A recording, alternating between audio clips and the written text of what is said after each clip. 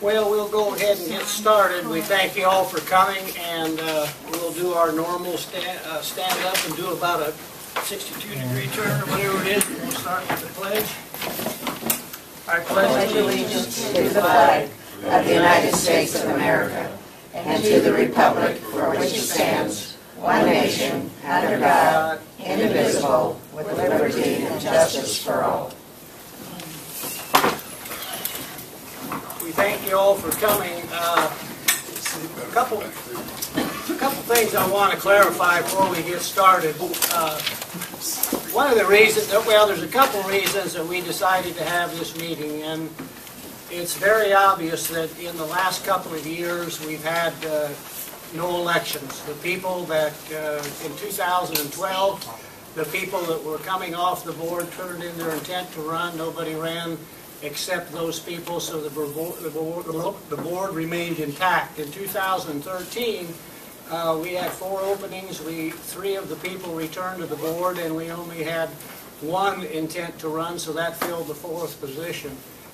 And we've had kind of a significant turnover in the community over the last few years. As you begin to look around, we've had a lot of new owners, a lot of new blood in here. It's a little bit concerning that we haven't had any more interest in running for the board. And the other thing is the board has basically, I think in the last 3 years that I've been president, obviously there's 6 positions open beside the presidency, and we've only had 8 people since 2011. So you've had a consistent group of people. In no way, shape, or form do I want to imply sitting here that we think we know everything and we're trying to tell you how to run the place. That's not the reason. The reason is to basically try to instill a little bit more interest in people serving the community on the board of directors going forward. We feel like, have we made mistakes? Absolutely. If you didn't make mistakes, you wouldn't be doing anything. But I'm pretty proud of what we've accomplished in the last 3 years. If you look around the community, I think it's fairly evident. If you look at the financial condition, I think it's fairly evident. And we've changed in some philosophy in governance. We've changed some things in our accounting and financial process, which we think have improved the fundamentals of how we govern the community. But again, each and every board is going to be its own board. It's going to be comprised of its own group of people. This is going to be an extremely informal session. Now, even though when you look at your handout on the back it says questions and answers, anytime we're going through anything, if anybody has a question, feel free at that time just to raise your hand, because number 1, we're trying to convey as much information as we can, and number 2, there are no dumb questions. I mean, as much experience as some of us had prior to coming to Pine Ridge in business and other facets of life, being on the board of directors in the condominium association has its own individual idiosyncrasies and is a little bit different. Some of it is inherent, some of it you kind of pick up as you go. So if we start, the original part of this presentation is going to be kind of semi-dry. I hope you all stay awake, but it's a little bit of a cookie-cutter type of thing. But if you have a question while we're going through any part of this, we'll stop and try to answer your question to the best of our ability. Okay? Anybody have any questions at this point? All right, if not, we'll start, and Eric's just going to we're going to go through the slides. He's going to read the composition of the slides. We may throw in a little editing as we go through each slide. Some of it we won't have to, but if we might kind of give our slant on it. And again, there's nothing that says going forward that, you know, the boards kind of have the latitude within reason. There's still restrictions, but they're going to initiate their own personality. They're going to probably they may change some of the governance things that we've instituted in the last 3 years. So be it. You know, you've got to have confidence in the people that you elect. One of the issues in governing a community like this, you try to do the best job you can to represent the majority when it's discernible, but the problem we have in here is a lot of times there's not really enough interest in what goes on in the day-to-day business to discern what the majority might be. A typical example would be the latest proxy we sent out in relation to allowing unit owners to allow people to have pets. That would be, to me, kind of a significant issue. It doesn't matter which side of the issue you're on, but you would think it would be significant enough to get enough return to make a decision. That was, what, a month or a half ago we sent it out. We still don't have enough response to really make what we would call an informed decision, which is kind of sad, but it is what it is. So with that, Eric, you can go ahead and start. And like I said, anytime you've got a question, just fire your hand up.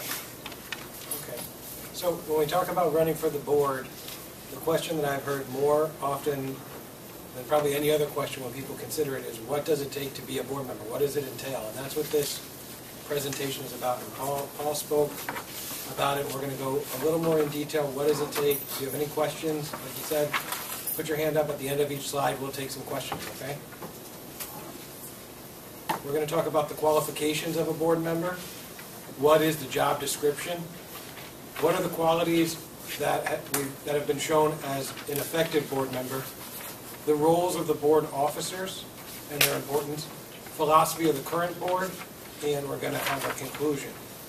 We're also going to throw in a brief tutorial on association accounting, which is very important if you're going to be on the board, and it's critical if you're elected to be the board treasurer. What does it take to be a board member? It's the time of year we're going to elect new directors to serve on the board. Each new board member will bring a dynamic to the community that will set the tone for the operation of the association. These new volunteers are homeowners who have a vested interest in protecting their property, the property values, and the direction the community takes in the future. And that's the primary goal of any board should be to protect the values of the properties in the community while maintaining a nice, beautiful, peaceful place for people to live. And those are the two things that you should have in mind with every decision that you make. Qualifications. You must own a unit in Pine Ridge. You must read and understand the bylaws and rules and be willing to follow them and help enforce them. These are the two primary qualifications that you need to have. But we also like to see a little knowledge and concern for our community and any special skills or knowledge that you may have, in particular about finance, law, business, engineering, maintenance, real estate, or another related field is an advantage. Eric, on that one, yeah. When we talk about owning a unit in Pine Ridge, you have to be on the deed to be on the board. If your brother-in-law owns the unit and you live there, or you're a renter, or if your spouse owns it and you happen to live there with her or him, then you're not an owner and you're not eligible to be on the board. You actually have to have your name on the deed to be a board member. It's just a technicality, but I think it's worth mentioning.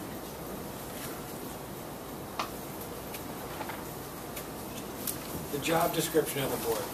The president of the board has all the powers and duties of a CEO of a corporation, and he acts as the chair of the board. Other board members have no special privileges or authority in Pine Ridge other than sitting with the entire board. At board meetings, members vote to set policy, establish budgets, hire and or fire the manager. Hopefully you're not firing the manager. And oversee financial decisions according to Article 4 of the Pine Ridge bylaws. While board members should attempt to become well-informed and be alert to community concerns, they have no special individual role in the day-to-day management of the association. Like other residents, they can volunteer to assist in association endeavors. Board members are elected to a 2-year term that begins at the annual meeting. It's important to note that because it's a 2-year commitment that you're making. And it's important that the people that we elect stay through. Now, time to time, things are going to come up, health concerns, other things where you may not be able to fulfill your duties of the board. At that point, you should step aside. But we like to see the people that the majority elect serve their term. So keep that in mind when you think about running for the board. Yeah, I might paraphrase that too. That can be a little confusing because it kind of implies that the president has all the power and the rest of the board members don't have any, and there's nothing further from the truth. The president has 1/7 of the voting power. That's all. When we sit down to make a decision, he has 1/7 of the power. What we don't like to see, though, and we were accused as a group clear back in 2011 of micromanaging the manager, and probably a little bit in 2012, and there was some truth in that. Because, you know, you got to make sure that the manager is doing and following the direction of the board. There's no basically division between the two in relation to communication and managing the place. But there's got to be a stopgap somewhere. In other words, if there's a hurricane in here sometime, somebody's got to have the ability or the power or the authority to make those individual decisions. That's not something the president should be doing on a day-to-day basis, in my opinion. We've even talked about, I don't know how you take CEO out, but, you know, while the president does have some excess authority, it shouldn't be a day-to-day thing. He has 1/7 of the power. When it says the other board members don't participate in the day-to-day management, that again goes to, we don't want 7 people in there every day trying to direct this man's job, direct his activities, direct what he does. There's a conduit, and the whole board agreed that conduit would be the president. If you're walking down the street here somewhere and you see something in the community you think needs an attention, maybe we got a sinkhole, whatever it might be. Obviously the board doesn't have to run to the president and say, gee, we got a sinkhole, can you tell Eric? They've got the license to go in there. The deal is that we don't want him sitting on his lap day in and day out trying to do his job when he's got a job to do. So that I just wanted to clarify that. Yeah, I think the documents say that too. Exactly. It's not just that the board members have agreed that we all go to Paul, we don't go to Eric. That Paul is essentially Eric's boss, and the rest of us help make the policy, and we direct the president in terms of policy. But on day-to-day issues, we go to him. I found that a lot of people just assumed when I ended up on the board that, well, I was a board member, so all of a sudden they would say, I mean, I'm out walking and some lady stops and says, my neighbor's dog bit my husband. I said, oh, I'm really sorry. Well, he went to the hospital, it cost a lot of money, and we're really upset about that. And I said, you know, you really ought to talk to the manager about that, or you could talk to your neighbor, or lawsuit. You could start a lawsuit if you cared to. But I'm sure your neighbors would pay for whatever hospital bill you have. But you need to talk to your neighbor or talk to the management. I said, that's not a policy issue. That's a management issue. And you know, that sort of thing happened over and over and over again. That people just assumed that I was managing the organization. I'm not. It just, as a board member, you only make policy. You make the rules. Eric enforces them, or the manager enforces them. And fortunately, we've got a good manager right now. It's been very difficult because people weren't used to following the rules. If they didn't want to stop at the stop sign, they didn't. If they didn't want to, whatever, at the pool, they did it, or whatever. So we've gotten, over the last couple of years, the last few years, we're starting to follow the rules better, and that's a lot better for all of us. I've been guilty of some of the things that you were just talking about. Oh, I was talking about you.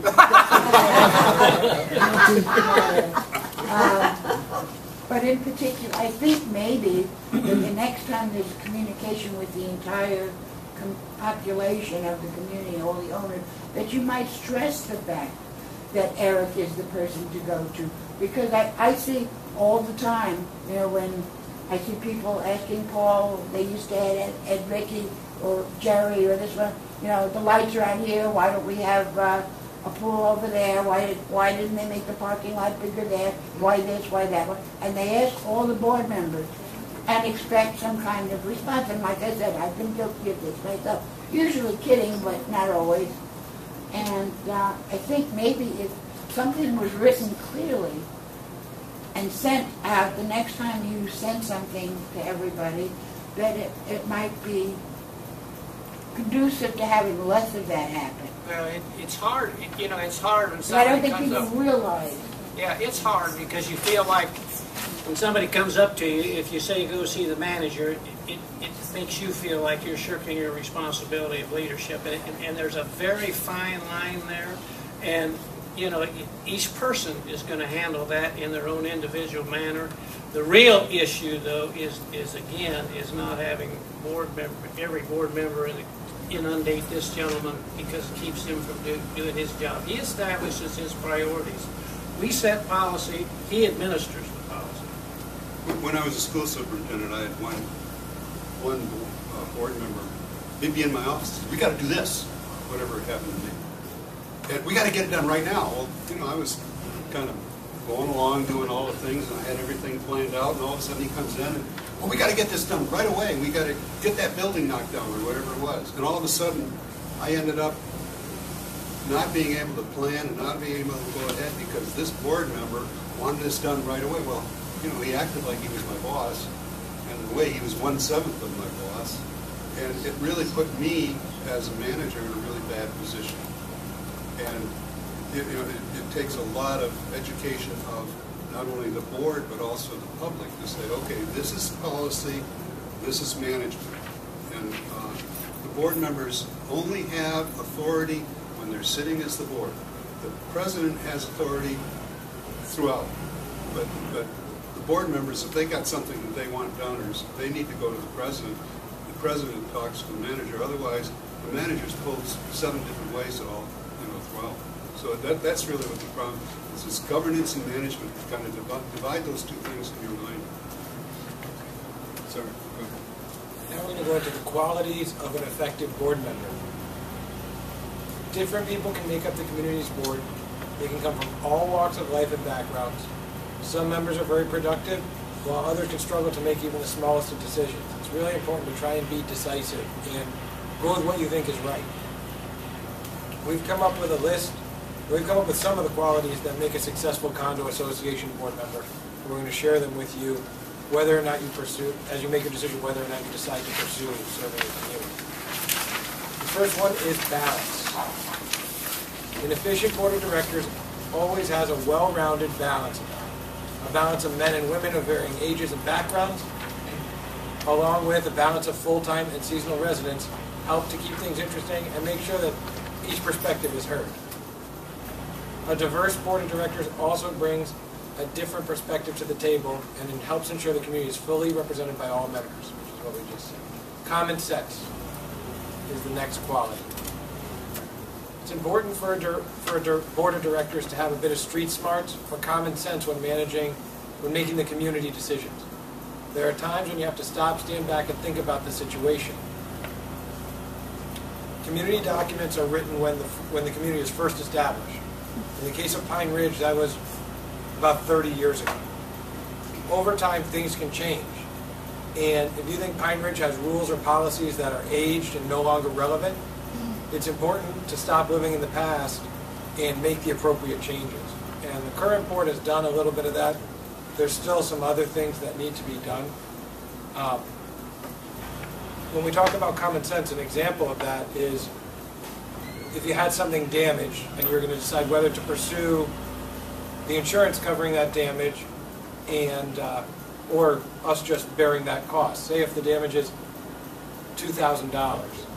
If our deductible is $1,000 and our premium is going to go up $5,000 next year because we make this claim, we're better off just paying the $2,000 because overall it's going to cost us less money. That's just an example of using some common sense as a board when you think about things.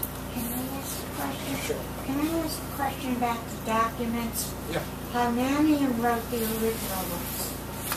Can they be changed, amended, or added to, or are they in stone? We've changed quite a bit of the language in there in the last 3 years, and you'll be getting, in relation to this type of situation, you'll be getting a proxy in the November mailing. Right now, the documents say to make a material change on common ground, the board is only allowed to spend $2,500.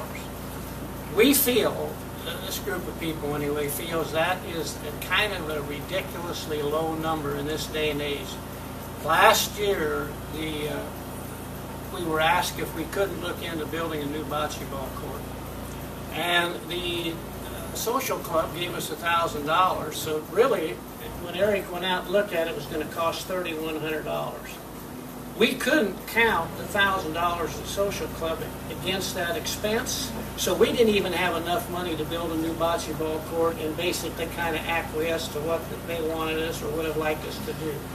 In 2013, $2,500 when you're in a $2 million a year business, even though it's a nonprofit business, really hamstrings the board's ability to make decisions. Now, do I think the board should have carte blanche? Absolutely not. But when you're trying to do some things to improve the community, and then somebody made a statement, well, if you want to spend money like that, send it to the community. You don't get enough response from the community to make those kind of decisions. I mean, somebody just takes that stuff and throws it in the mail. So if you want a board that can really make some decent financial decisions going forward, we're going to ask that the people vote to escalate that figure somehow. Whether they will or not is another story, but $2,500, it might as well be almost zero because you really can't do much. It just hamstrings your ability to make some decisions that we think, you know, little thing here, little thing there to improve the community, you know? So. Now, my question was just with regard to the way they did the maintenance.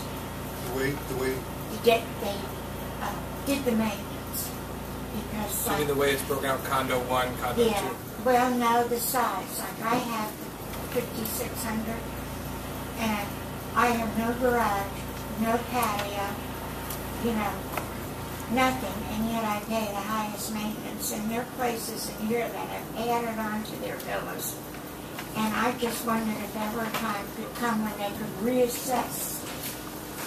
I would guess you probably couldn't do that without 100% vote of the people, and you're never going to get, yeah, because we really feel, from an accounting standpoint, this group of people, that's, and like I said, there's been 8 people that served. I feel like I'm getting good.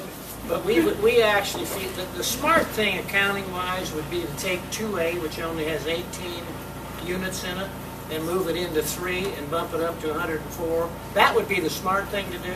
But it takes 100% vote, and you know there's that person out there that's going to say, I don't want to pay for something that comes up in 2A. And 2A is kind of handcuffed to the standpoint, let's say you got a $20,000 unanticipated expense comes up. Well, if you're in condo 1, you share that with 200 people, it's not quite so bad, or condo 2, 129 or 40 or whatever. Condo 3 or condo 2A, that's 18 into 2,000 or 20,000. That's over $1,000 a person. But it takes 100%. That's why we really have. Well, that's now, Okay, I think another thing having to do with the dues is your dues. We've got 4 condo associations, and the dues for each condo association. Do you live in condo 1? Yeah. Yeah. The dues in each condo association are based on what that condo association's situation is financially when they make the budget. And condo 1 is the oldest condo association we have. Those are all of our oldest buildings. And they need more maintenance. And consequently, their dues are going to be higher than condo 2A or 2 or 3. So it's a complication of our budget that's unfortunate, but it was the way we were put together, and it's extremely difficult to change. I think the other thing about the bylaws, I mean, you said, can the bylaws be changed? Yeah, it's very difficult to change the bylaws. I mean, we changed our bylaws, for example, at least when I came on the board, this place was run by committee. I mean, the committees ran themselves, and before Paul came on the board, the boards were all managed, the board members were all managed, mixed up in the management. Well, they kind of needed to be because our manager needed a lot of help. But we changed the bylaws so that now the committee function is a policy recommending board function. They recommend policies, and then they also act as an appeal board if somebody is upset about the policy or what happened. They wanted to build their lanai in a certain way and they didn't get it approved by Eric. They could appeal it to the policy review committee. So it's an appeal board and a committee that recommends policy changes to the board. And that's a very big difference than the way it used to be, where whoever was in charge of landscape was the person who went around and took care of the landscape. That doesn't work very well. Now we've got a professional manager. We manage it professionally. professionally, and we've got a very clear distinction between governance, the role of the committees on the board, and management, the person that makes things happen. So that's it for common sense. Oh, having conversations looking at the big picture. Common sense means looking at the big picture and being flexible rather than stubborn. Just because you think one thing is the right way, hear both sides of it. Think of the whole community as a whole. And even if something might not directly benefit you, and I said that a couple of times in this presentation, even if something might not directly benefit you, if it's good for the whole community, you need to think about that and make that, your decision thinking that way. Communication. The board must communicate effectively to accomplish what it needs to do. Members must communicate effectively among themselves and work in sync with the CAM to keep the community informed. Be a team player. The board is a team. If the board makes a decision that you don't agree with, you need to respect that decision and move on. Don't dwell on it or speak negatively about it to other association members. That's important because, like Paul said, every board member is 1/7 of the board, and you get one vote out of 7. Your view isn't always going to be the one that the rest of the board goes with, but you need to respect that decision and understand that that's why there's a board of directors. That's why there's 7 voices rather than 1. I remember the first year Ron and I were on the board. I found out what was going on in a board meeting like everybody else by going up and looking at the bulletin boards. That's when I knew what was on the agenda. And what we did was when we came on board in 2011 when we changed offices, and I think Norma Harmon had started this, and I thought it was an excellent idea, and I picked up on it. But the first Wednesday of every month, which falls right between the previous board meeting and the subsequent board meeting, I sat down with teams of 2 because the Sunshine Law, you can't have more than 3 people sitting together or it's considered a board member. So I had 3 teams of 2 people, and we read every Wednesday. We talked about things going on in the community, and we established an agenda, and any board member that wants to put something on the agenda is allowed to do that. We weren't even allowed to do that when I first came on the board. But every single board member, if you wanted something on the agenda, you were allowed to put it on. But those meetings usually took about a half hour, 45 minutes. And I know when Eric first came on board, he thought that was a very effective communication tool. When we went to college, they used to say in some of the business classes, well, communication, and they'd really stress it. And I thought, what a bunch of crap. People talk to each other, but they don't. They don't do an effective job on a day-to-day basis, and it's critical that all 7 of you are talking, you understand what's going on, you know ahead of time what's going to be on the agenda, and everybody's on board, on the same page. And that's exactly right. If you come down and you need to make a decision on something at the board meeting, you need to have done your homework and make that decision based on that. So you need to be informed of what's going to happen and what the questions are going to be asked are before that day. Because you don't want people making a decision for your community just on a whim based on what they think in that moment. You want it to be an informed decision. Go ahead. You said a board member can put something on the agenda. What about, how do people get something that they want talked about or discussed? How does we instituted what we call an open forum, which wasn't there before we came on board in 2011, because it was a concern I had when I didn't go to a board meeting in here for 5 years, and the volleyball group asked me one day if I wouldn't come in and ask the board at a board meeting if we couldn't play volleyball every night in the summer because the divinity wasn't being used, and I was a little bit kind of lack of terminology shocked by what went on and the people's lack of ability to have some input. So we instituted what we call an open forum. So every board meeting from 6:30 to 7, anybody can get up and talk about, we have 4 minutes, there's some parameters around it, but they can talk about any subject they want to. And in the old days, you could put a 3-by-5 card in on the agenda item, but that's all you could talk about. Now you can talk about anything you want in the open forum, which gives the people an avenue to vent, to criticize, to whatever, give some ideas, opinions, which I think is absolutely necessary. Well, and as a board member, it gives you something to say.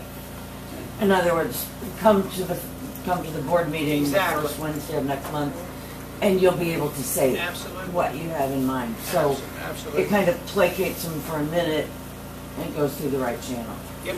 The same thing happens in most of the committees. So all the committees are announced on the board meeting ahead of time and on Channel 195, where it works, and on the website, so that the committee meetings are announced. So if you wanted something done in landscaping, for example, you could go to the landscape committee meeting and say, hey, I'd like this. Oh, and bring it up then. Yeah, just before the committee meets. You know, at the very beginning of the meeting, they always say, does anybody have anything to say? The committee meetings work like the board meetings. The committee meets and talks about what the situation is. And that's Usually posted before and someplace. sometimes after, That's your meal. depending on who the chair is. They can say whatever they want. Jude? And that would be from 6:30 to 7 o'clock. Yes, sir. We Okay, allow how 30, about after? When they, after the board meeting, after the board, you know, to we just throw you out to and don't talk discuss. to you. That's all over with. Wait a You minute, can't to speak. discuss what the board meeting has to say. In the 3 years I've been here on the board, and all the board members, we've always stayed around if somebody had a question, because Oh. I've never gotten it. There's 36 board meetings I've chaired, and I've never got out of here straight. You know, you have that. The thing is, and the thing that's probably the most frustrating thing for me in these 3 years, this is a community, and it's your community. And I've lost friends because I'm on the board. I've lost people that our next thing, and I'm getting ahead, is selfless and unbiased, and Ron can tell you about it because he was with me. You can't, if you're going to try to run for the board just to kind of, and every time something comes up you think you got to acquiesce to your friends, you're not doing the community a service, because Ron and I had to tell a guy one night who was a neighbor of mine in Indiana, known him for 30 years, and I had to tell him no, and he didn't speak to me for a year. And he still isn't real cordial.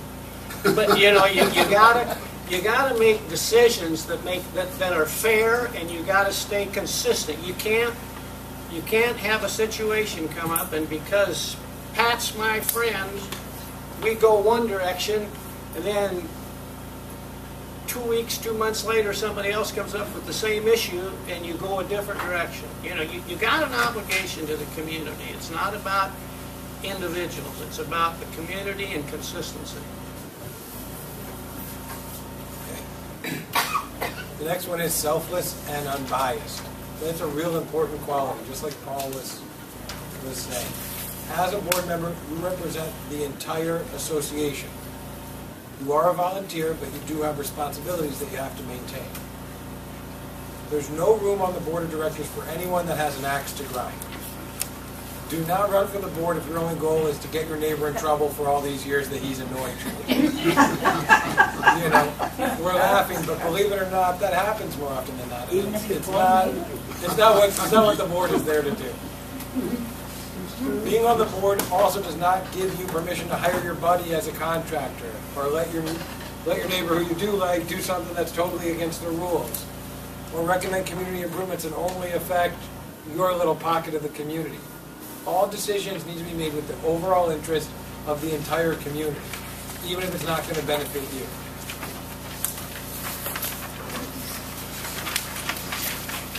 The next quality is active.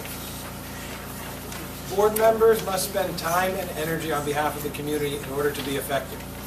What this means is attending not just board and committee meetings, but attending as many association-related events as possible.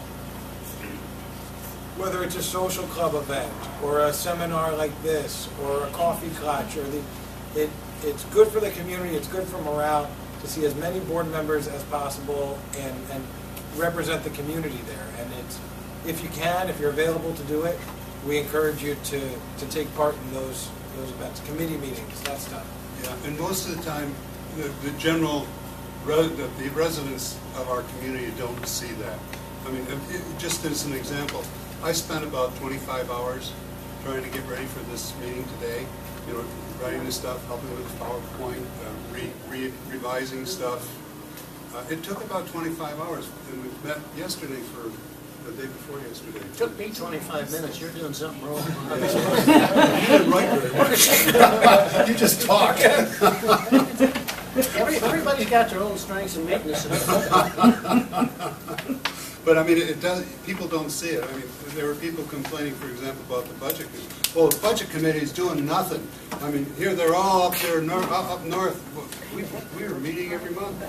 Ron was down here, Judy was down here. They would meet, we would all call in, and they met with a whole bunch of phones around them. But I mean, it took a lot of time, and you don't see that time when you're just a community member. It really is a really big commitment. I always felt bad for Paul, because he would go out on the pool. You know, he's retired too, I think. But he'd go out on the pool. Trying to be. And people would just glum around his table, and he was doing business, and he never had a chance to sit down and relax. And I go, boy, that's so unfortunate. Since I got married, that stopped.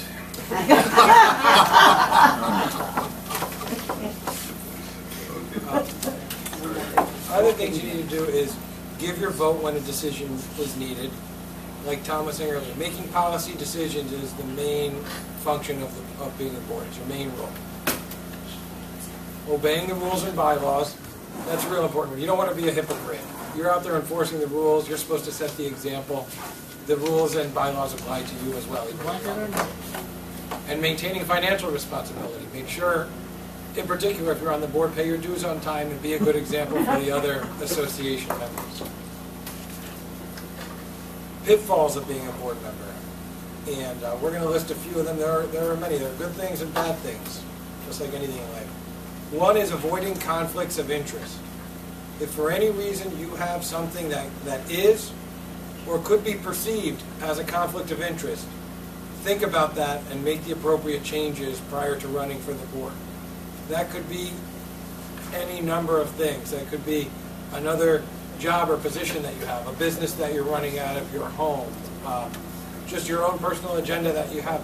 Anything that could become a conflict of interest, think about that and either make the appropriate changes that will allow you to run for the board so that's not perceived as a negative on your behalf, or don't run for the board and leave it up to somebody else in that case.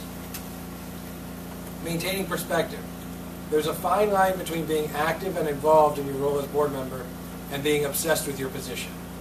And you want to make sure you maintain that fine line and you maintain what your role is as a board member. Are you saying nicely the people who want to stand up on their soapbox and orate for half an hour should not be on the board? I mean, there's no specific there, but that's a main thing. But people, they get on the board, and when you get into something and you care about something, it's real easy to dig in and almost care about it too much, you know? And you're a volunteer with responsibility, and it's a real important role, but there's a fine line between being involved, just like the slide says, and being obsessed with your position and taking it too far. You want to keep that in mind and be cognizant of that for your own health reasons. You know, there have been board members, just the time that I've been here, that for health reasons couldn't carry on in their role, and you don't want to do that. You guys are not here to work your butts off in that regard as far as run the day-to-day operations of the place. Then what do you need me for? But you are here to make policy decisions, lead the way, and create the governance that we work under. Interfering with management. The president is the liaison between the board and manager. Individual board members should not attempt to micromanage the community's day-to-day operations. The board's job is governance, not management. And being flexible. Don't be stubborn. Look at both sides of the issue and decide what you think is best for the majority of the community, even if this won't directly benefit you. I know we've said that a couple of times. So to summarize, there's no perfect recipe for a good director. A well-run community starts with a committed group of volunteers leading the charge and making wise decisions for the community. And supporting the board's philosophy and maintaining your responsibilities will lead to a well-run association. Now we're going to talk about the roles of the board officers.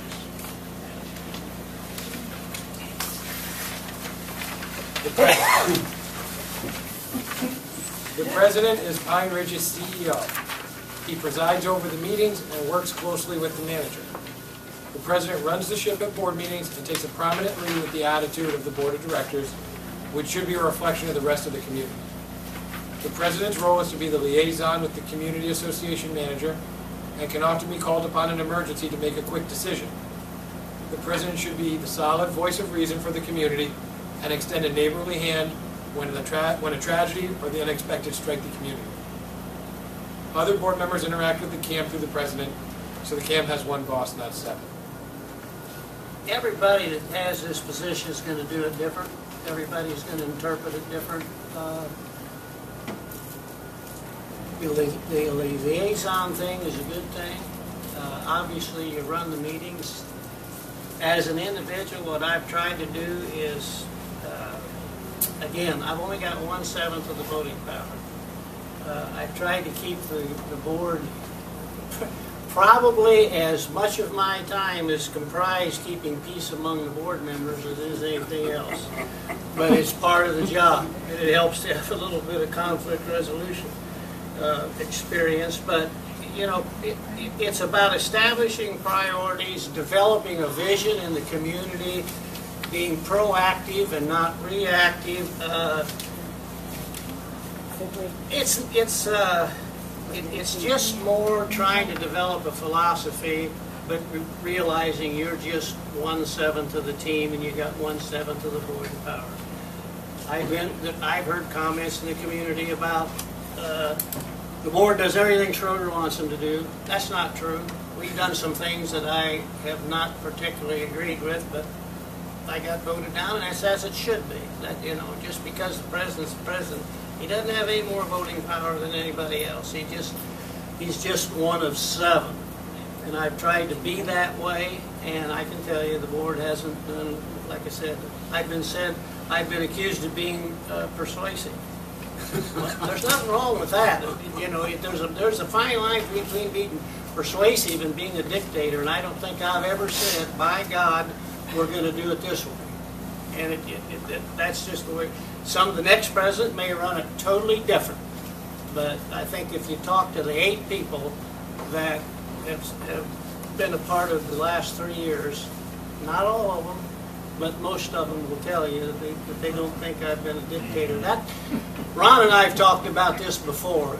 It's a little bit scary to use the word CEO in the documents, but it almost has to be that because somebody has to be kind of the buck stops here type of situation, especially if there's an emergency. But the use of that word and how that's administered is totally up to the personality of the person that has that job. The vice president. The vice president serves the role of president in the event the president is not available. As a leader of the community, it's important to set an example.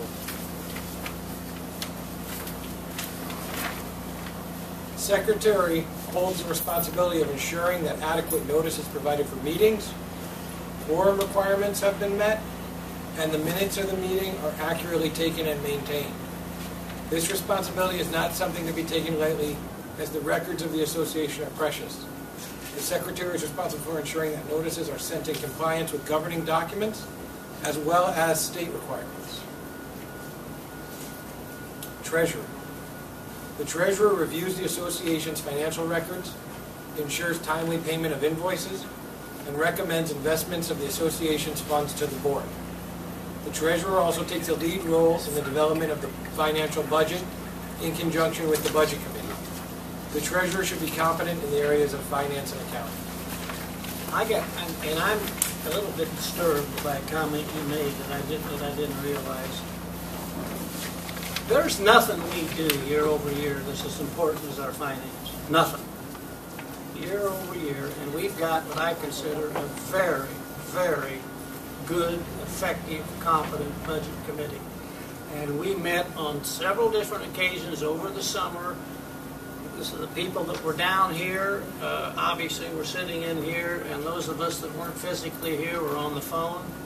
And Maria does an excellent job. This is her first year as chairing that committee. Tom's been a good treasurer. Ron Vistas has been a tremendous part of that. Judy's been a tremendous part of that. We've got some real competent people, and I really hope next year, and I'm speaking now as next year as a community and unit owner, I hope that committee stays pretty much intact, because the major reason I ran for the board is because I wanted to see how my investment was being protected, and I think we've done a lot to solidify that. We started a reserve study the first year Ron was treasurer. I don't know how you can ever set a budget without a reserve study, because it's just like shooting at a blind target. But our finances are in very good shape. We're one of the, percentage-wise, there are very few communities that have their reserves funded at 100%. Ours are.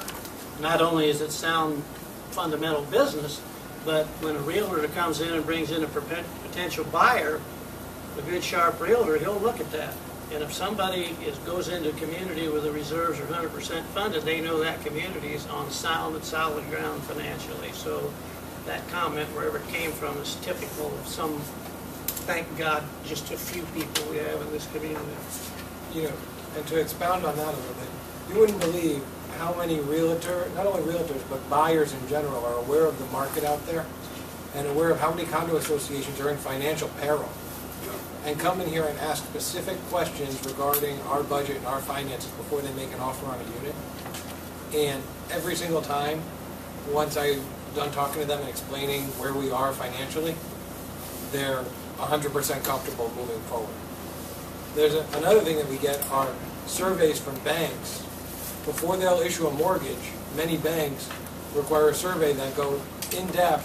What are your delinquencies? Where are you? Are your reserves 100% funded? These things, because when you take out a mortgage, it's actually the bank making that significant investment into the condo association. They want to know. And every single time that I filled out one of those surveys, the mortgage has been approved with no problem and not required any additional information. So it's real important, the budget, the finances, and the way that the community is structured right now is excellent and very good as far as financial. Yeah, I think, as an example, that Shannon Lightbody, I think all you know her, she's sitting in the back there. When she moved in here, she told me that one of the reasons that she bought a condo here, because they looked at 4 or 5 condos in Southwest Florida, they bought in Pine Ridge because our financial house was in order. And she said the other place that I looked at, if the financial house is in order, if your reserves aren't funded 100%, what happens is this: you buy a condo, you move in, and all of a sudden you get slapped with a $2,500 bill. Oh, it's special assessment for the roof or the painting or whatever it was they need. And you get socked with special assessment. And essentially what we've tried to do is manage it by keeping things very steady. That's the beautiful thing about being in a condo for a lot of you guys is when it needs a new roof, you don't have to worry about it. The new roof goes on. When it needs to be painted, you don't have to worry about it. The painting happens. When the roads need to be repaved or resealed, we do it. And it doesn't cost you an extra penny out of pocket. But if your reserves aren't funded 100%, when that roof comes, you don't have enough money to pay for it. And guess who has to fork out the money? Guess who has to fork out the money? A bill's going to come in the mail for your share. So the fact that we're 100% on every single reserve item is a huge bonus and something that we should strive to maintain all the time. And the 100% is determined by G.A.B. Robbins, who did our reserve study, and that's their specialty. That's the kind of business they're in. They look at the roofs and they say, how much does it cost to put on a roof of this size and this shape in Southwest Florida? And they've got the figures, and they tell us exactly how much money we have to have. So it's not like our opinion, well, we think we've got enough money for the roofs. That's the way it was before Ron was treasurer. Well, we think we got enough money for this stuff. Well, we didn't. So we couldn't even fund it. 2 years ago, we couldn't fund our reserves at 100%, or we'd have to raise the dues, and we didn't want to raise the dues. So the community voted not to fund the reserves at 100% there. Now we can fund it at 100%, we're not raising the dues either. So it's a pretty good deal for us. Now, we talk about the treasurer. Association accounting is a little different than general business accounting. I'm sure a lot of you have accounting experience in your background. Tom's going to talk a little bit about that, the difference between fund accounting and financial standard accounting. Thanks, Eric. I brought it up. so you can take this home and read it. I'm sure it's great bedtime reading because by the time you get to the last sentence, you'll fall asleep. But essentially, there's two kinds of accounting. One is financial accounting, and the other is fund accounting. Non-profit businesses work by financial accounting, and they got a set of rules called generally accepted accounting principles, just like we do for fund accounting. And our generally accepted principles are different for fund accounting, like for a school or a non-profit or a condo association. They're different than fund accounting. And the biggest difference is the fund balance. When you run a business, you want to have as little cash in the bank as possible. You want to run it really close and really lean. When you're running a condo association or a school or a government, you want to have enough cash so that if you got a problem, you can take care of it. So, for example, we've got our fund balance for the Pine Ridge is between $250,000 and $300,000. Notice that's money that's at the bottom of the fund, and each fund is like a silo. You can only spend the money for that particular fund. So if you got a fund for roofs, for example, that money can only be used for roofs. We can't take the money out and spend it somewhere else. They're not allowed to. Now, unless we get a majority vote of the whole association, that money is only for that purpose. So, for example, we have fences, and the money had been accumulating for fences, and last year we were going to have dues increase for this year, for 2013. That was a fairly substantial dues increase. We said, well, why are the fences reserved? That's a regular ongoing maintenance expense. It's maintenance expense. It's done by the manager. We don't need a reserve item for that. We took the reserve item out. Everybody voted to do that. We got a majority vote. We took that money, spread it around. We didn't have a big dues increase last year. So now it just fits in the regular budget. We're not any the worse for it because we can plan for it and we can make it happen. But it avoided us having to have a big dues increase, and it also is a better professional way to manage what we're doing. So essentially, fund accounting means you keep a fund reserve. You got sort of a cushion on the bottom. That's not a slush fund. It's not a contingency. It's not rainy day money. It's money that you have as a basis for keeping our financial security. And that money is there, and we're doing pretty good with it. So we want to keep that fund balance there, keep it healthy, and that allows us to keep moving along and having a dues increase that's inflation or less all along because the place is well managed. So that's how fund accounting works. I guess there's three things that I think you need to think about as we're talking. One is the difference between management and governance. The management, the governance makes the policies, the rules, and the management takes care of making it happen. I guess the other thing is we use fund accounting, and we have that cushion of $250,000 to $300,000 in there called the fund balance, and that keeps us from having a problem. If we do have a hurricane, that $250,000 may disappear. You know, I mean, your fund balance can go down to almost nothing because all of a sudden we have this huge.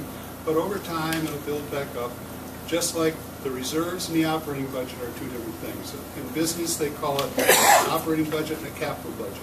In fund accounting, they call it reserves and operating budget. So our operating budget moves along. Our reserves are stuff, roofs, roads, landscaping, stuff like that. So we've got to kind of divide it up that way. And this little sheet sort of gives you a bird's eye view of where we are. And that last paragraph talks about condos 1, 2, 3, and so on. And having that fund balance, you might think $300,000. Wow, that's a lot of money to have just sitting in the bank there. But what it does is it safeguards, and a lot of the accounting things that we do, it safeguards from special assessments going out to you guys. If you own a regular business and a tragedy happens and you need to come up with $100,000 in order to fix it and stay in business, the owners of the business have to put that money in. Well, at Pine Ridge, you guys are all the owners of the business. And if we need $100,000, it would come from you guys. And what we want to do is safeguard against that. If a hurricane hits or a tornado or a tragedy, we don't want to have to charge you guys any extra. We want to be able to absorb that and do it. And then rebuild it up as the years go by. And that's what that money's there for. It's not just sitting around, it's not a slush fund like what Tom said. It's money that's there, it's protected, and it's there to protect your guys' interests as owners. Now we're going to talk about the philosophy of the current board. Paul's going to talk about that.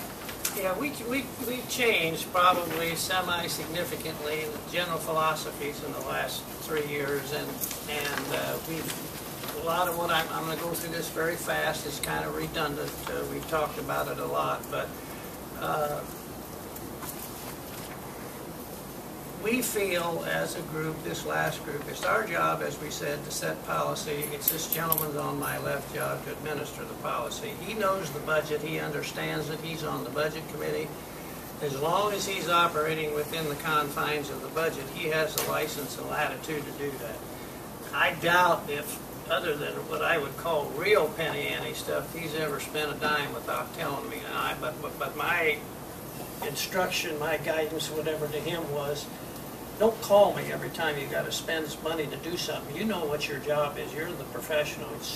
I need to know it because somebody might ask about this or that, but let me know it. And he'll call me every time he's like, we're going to spend $2,400 on a brand new fountain. Well, he made the decision after he got the 3 quotes, but he told me we were going to spend $2,400, and that's fine because there's money in the budget to do that. In the past, I think we kind of hamstrung managers into not being able to do their job because everybody wanted to kind of direct them what to do, and they couldn't spend money as a professional within the confines of the budget, and that just hamstrings his ability. So we set policy. The manager administers the policy. They're very, very intricately entwined with each other. We work very closely together. And I think, I just ask you, and if you think it stinks, say it stinks. But, you know, how do you think it's worked in general? I think it's worked very well. Paul and I work well together, as did the whole board. I worked well with the whole board, but in particular, having one main voice that directs you is very good. And working within the confines, like Paul said, there's no point in having a budget if you're not going to spend any of the money. And you see, just a year and a half ago when I first started, what the place kind of looked like, and I think a product of that wasn't that all these other managers you had before were just useless and good for nothing. I think that they were scared maybe to do their job as effectively as they could. Whether they could do it better than me or worse than me or whatever it would be at the end result, that we can't say, but I don't even think that they were really trying to make this community what it can be. And it's a beautiful place to live. And it's important that you do that. You have a budget, you have confines that you work within, and you want to use those as best you can. And there are some funds that we're slightly over if you look at our budget. But for the most part, we're well within all the budget items. We've completed a ton of work in here. The place looks 1,000 times better. And by having that latitude to do some things and get things done, because that's what you need, is someone who can get things done, has worked very well. And Paul and I have worked well together, as I have with the rest of the board. Regardless of what your personal preference is as a property owner, when you get on the board, and I touched on this earlier, it's your obligation to represent the majority.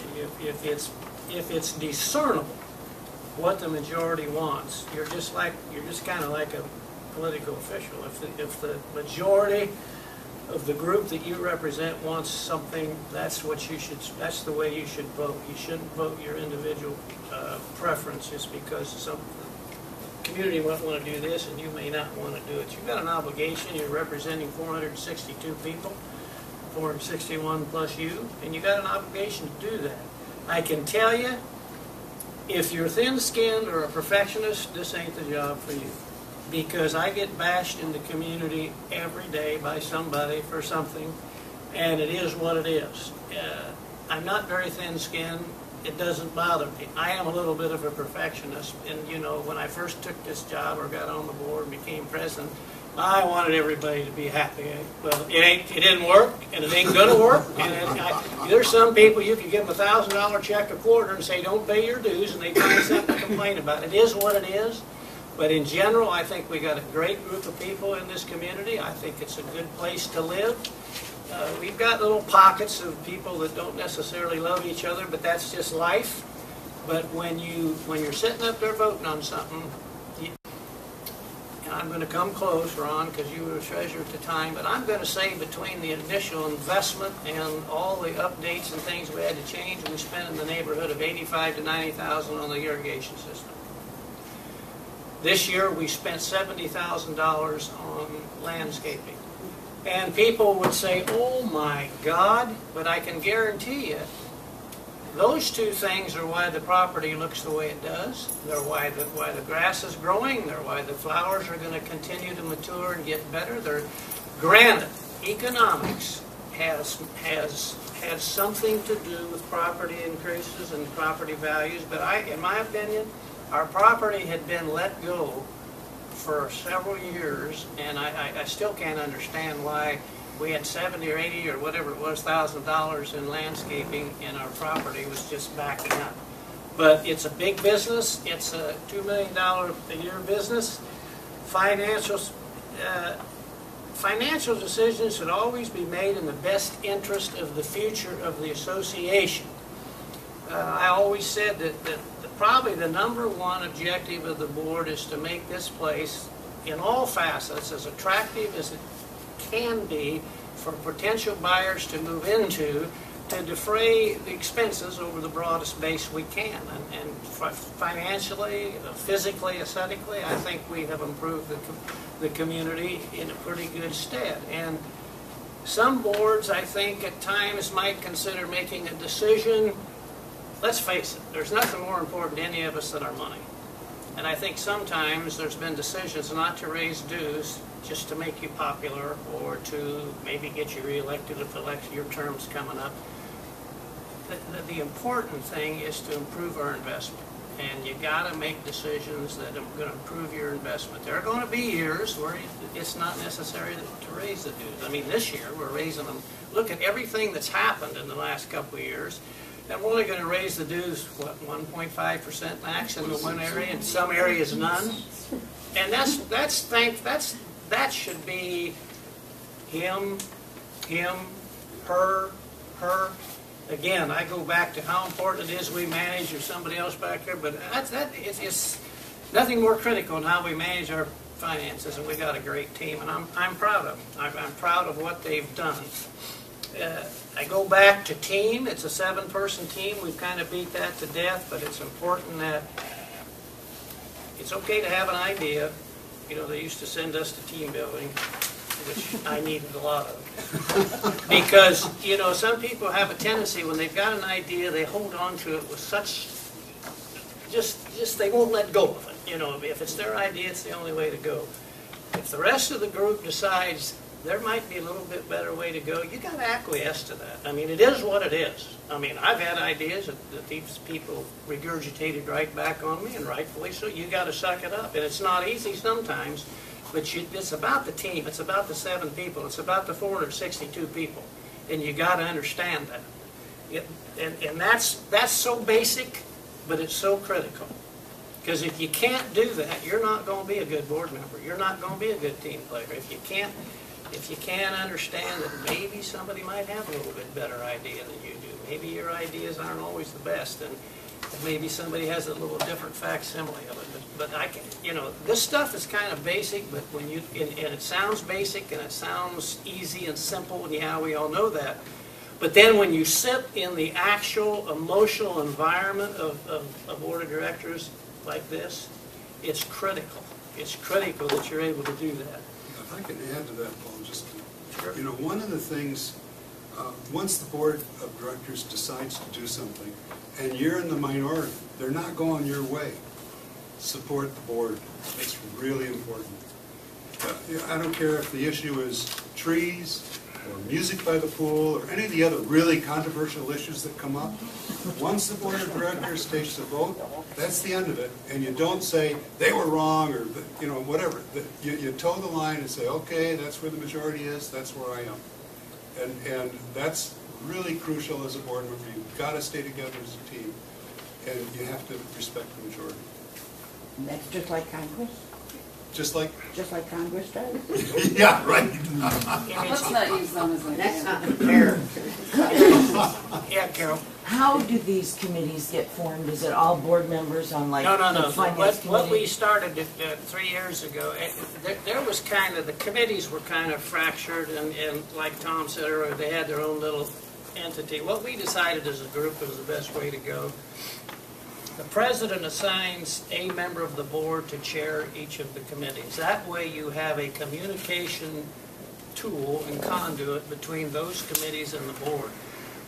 Where we got away from effective governance, at least this is what we felt as a group, where we got away from effective groups is the committees started being decision-making groups. What the committees are really for, and their purpose and the most effective facet of government is they're to be a system coming to the board with ideas, with recommendations. They're a resource, but they're not a decision-making entity. And some of them began to become decision-making entities, probably most significantly in landscaping. And what we had to do, you know, and again, it's confusing to me. Now, I'm not really throwing blame. I'm totally confused. But here we were letting people go out and plant on common ground, which is not only a violation of the condo docs, it's kind of a violation of state statutes, when we got all this pile of money that the association has to be able to perform their fiduciary responsibility, which is to landscape the community. So what you begin to do is you begin to create a hodgepodge. You know, beauty's in the eye of the beholder. Some people do a beautiful job of landscaping their units, others not so good. But we began to almost develop a trailer court environment where everybody just threw in what they wanted. We had tomato plants and we had all kinds of stuff. If you're driving through the community, that's not the kind of stuff that attracts people. So we had to take a firm stand and say, nope, no more planting on common ground. We'll do it for you. It's our responsibility, and we've done And we'll that. pay for it, yeah. And it is what it is. But the money was there to do that, that's what confounds me. I don't understand how we got that far off base. But and I'm rambling, which I usually do. But on the committees, the president assigns to each committee a board member to be the chair. And that way you've got that conduit. And then they select members to be on Yeah, their committee. and I think in most cases, people can volunteer. Now, obviously, the more people you get to a breaking point where the more people you get, the less effective you are.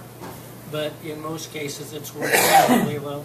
And even if you're not on the committee, you can still come and sit in on the committee meeting, listen in. And have most of the input. committees have an open forum at the beginning where you can kind of, there's something that is on your mind that you want to get out Yeah, to. that's really good to know. And Yeah, those if are you good want to be on the answers. landscape committee, or you want to be on some committee, when the new president assigns the chairman, and you can find out who that is if you attend a board meeting, and then you can go ask that chairman if you could be on that committee. Paul, Yep. one of the things that I think is important, like on the budget committee, Yep. we made sure that we had one representative from each of the associations. Yeah, I think that is So I good. think Yeah, and that's something that the chairman should be abreast of, and I'm sure that she is. And I'm sure that going forward, like I said,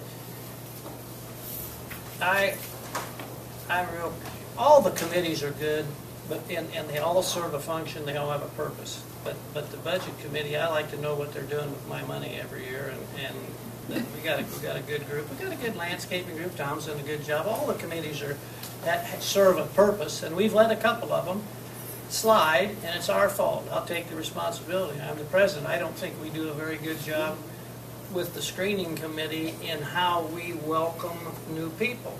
It's not their fault, it's our fault. We haven't given them any direction, and I take the blame for that. We need to formulate something, and the people on the committee are willing to do it, and they're good, and we really haven't done an effective job. And as I said before, we've made our mistakes, and we certainly are far from perfect. I can actually say I can walk away after 3 years, though, kind of proud of what we've done in the community, and